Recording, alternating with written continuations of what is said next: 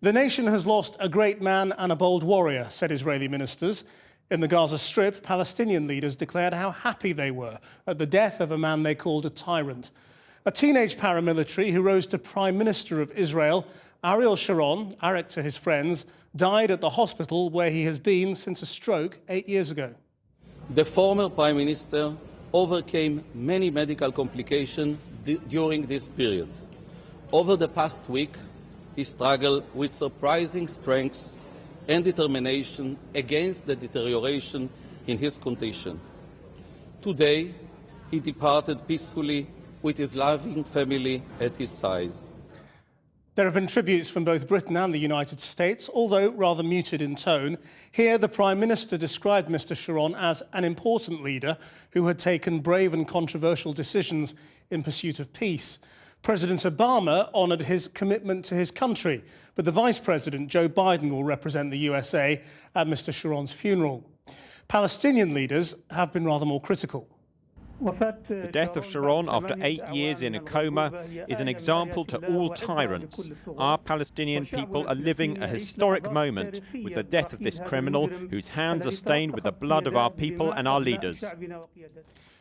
Arik loved his people and his people loved him, was the verdict of Israel's President, Shimon Peres, on the man who was hailed as a peacemaker by those who supported him, but vilified by critics as a warmonger with blood on his hands.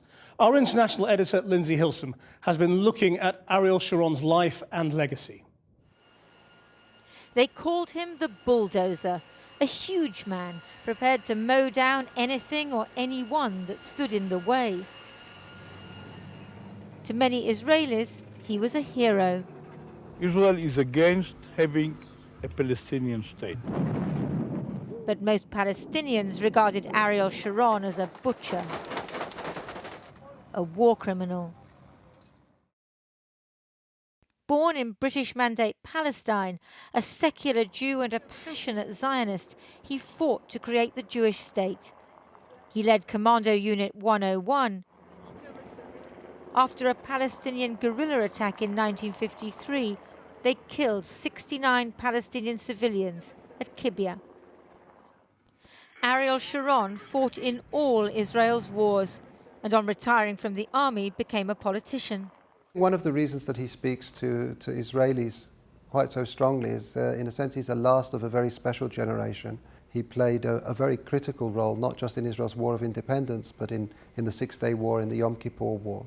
So he was, in a sense, very much a part of Israel's fighting struggle.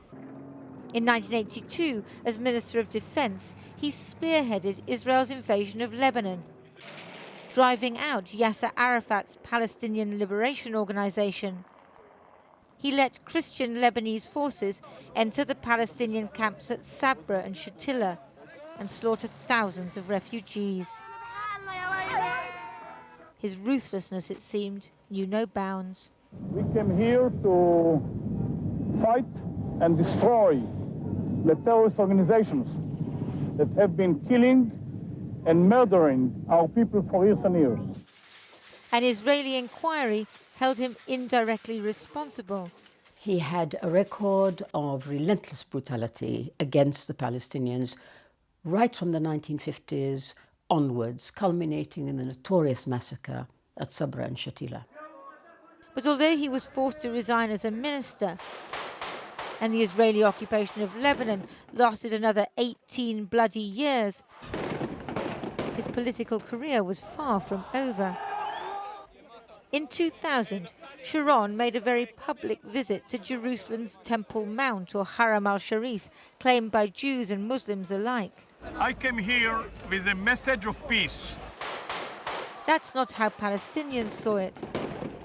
They started a new intifada, or uprising, while Sharon ran for Prime Minister. The election campaign projected a new image, the peace-loving grandfather of the nation. He smiled a lot and didn't say much. But he was as hardline as ever. He built a wall to cut Palestinian territories off from Israel. Despite US pressure to make peace, he never shook hands with his nemesis, PLO leader Yasser Arafat. Arafat, one must understand, we speak about a murderer. It's a murder, he's a murderer. And a pathological liar. Sharon loved the land of Israel, and land which under international law is not part of Israel at all.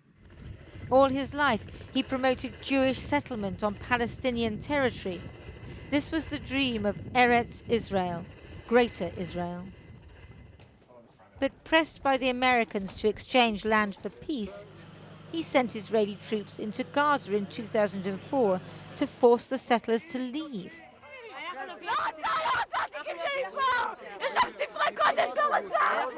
Some saw it as a cynical maneuver to ensure Israel wouldn't have to surrender more important settlements.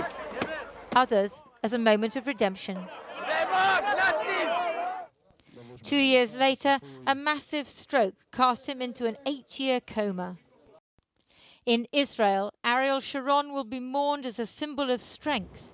Elsewhere, as a man who didn't hesitate to use extreme violence to further what he saw as the interests of the Jewish state.